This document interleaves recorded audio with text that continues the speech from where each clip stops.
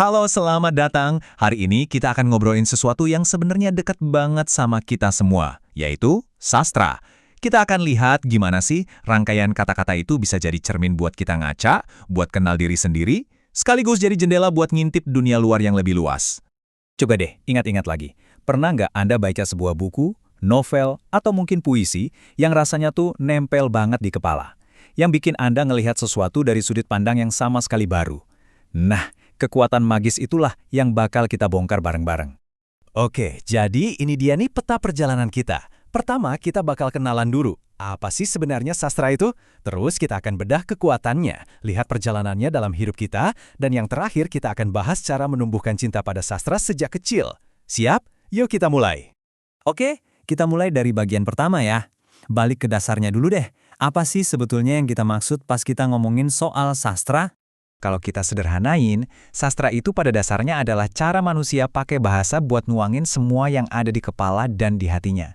Entah itu lewat puisi, novel, cerpen, sampai naskah drama. Semuanya itu jadi wadah buat kita menjelajahi tema-tema besar soal kehidupan, moral, dan juga budaya. Nah, ini nih yang keren. Menurut Welek dan Warren, sastra itu bukan sekedar alat buat ngasih informasi. Bukan. Sastra itu adalah sebuah bentuk seni. Jadi, poin pentingnya adalah sastra itu merayakan betapa indahnya dan betapa kuatnya bahasa itu sendiri. Dan disinilah letak keajaibannya kan, satu novel yang sama kalau dibaca sama orang yang berbeda, bisa ngasih makna yang beda banget, yang sangat personal. Sastra itu ngasih kita ruang buat menafsirkan, buat berpikir. Inilah yang bikin sastra jadi pengalaman yang unik dan intim buat kita semua. Oke, sekarang kita udah tahu apa itu sastra. Yuk kita lanjut buat lihat gimana sih kekuatan kata-kata ini benar-benar bekerja dalam hidup kita. Apa aja dampak nyatanya? Pertanyaan ini krusial banget. Kenapa sih kita harus repot-repot meluangkan waktu buat baca fiksi atau puisi di tengah kesibukan kita yang luar biasa? Ternyata jawabannya jauh lebih dalam dari sekedar buat hiburan loh. Ini dia nih, 4 kekuatan utamanya. Pertama, anggap aja sastra itu kayak tempat nge-gym buat imajinasi kita. Setiap cerita baru itu kayak sesi latihan baru.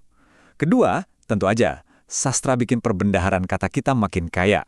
Ketiga, dan ini penting banget, sastra melatih empati kita. Kita diajak buat masuk ke dalam pikiran dan perasaan karakter-karakternya. Dan terakhir, sastra itu ibarat mesin waktu yang bisa bawa kita jalan-jalan ke budaya dan masa lalu yang berbeda. Nah, kutipan dari Tarigan ini nunjukin manfaat praktisnya. Dengan membaca sastra, kita secara nggak sadar dilatih buat paham dan pakai bahasa dengan lebih lihai. Kita menyerap struktur kalimat yang bagus, kosakata yang beragam, semuanya masuk begitu aja.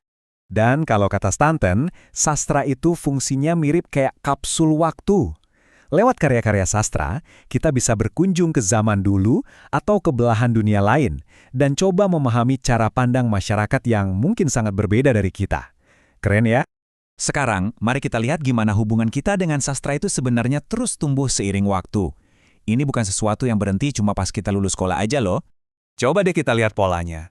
Perjalanan ini dimulai dari hal yang simpel banget, kayak dongeng sebelum tidur, terus berlanjut ke diskusi cerita di kelas SD, analisis yang lebih serius di SMP dan SMA, pendalaman teori di kuliah, sampai akhirnya jadi bagian dari gaya hidup kita. Apresiasi kita terhadap sastra itu terus berevolusi sepanjang hidup. Oke, di bagian terakhir ini kita akan masuk ke sesuatu yang sangat praktis. Gimana caranya kita, entah sebagai orang tua atau guru, bisa menanamkan benih cinta pada sastra sejak awal? Ini intinya, lupakan deh soal hafalan yang kaku atau ujian yang bikin stres. Tujuannya cuma satu, menciptakan hubungan yang positif dengan buku dan cerita. Kalau sastra terasa asyik, minat itu bakal tumbuh sendiri secara alami. Slide ini ngasih kita langkah-langkah yang konkret banget. Mulai dari yang paling dasar, membaca bersama. Ini simpel tapi dampaknya besar. Lalu, ajak anak-anak ngobrol, diskusiin ceritanya. Biarkan mereka juga coba nulis cerita versi mereka sendiri, atau bikin ceritanya jadi lebih hidup lewat drama dan teater. Terakhir, hubungkan cerita dengan seni lain, kayak menggambar atau melukis. Tujuannya satu, bikin cerita itu hidup. Jadi, poin krusialnya adalah, semua cara ini bukan cuma biar anak-anak jadi suka baca. Lebih dari itu loh, kegiatan-kegiatan ini sebetulnya lagi membangun skill-skill penting buat masa depan mereka, seperti berpikir kritis, kreativitas, empati, dan juga kepercayaan diri.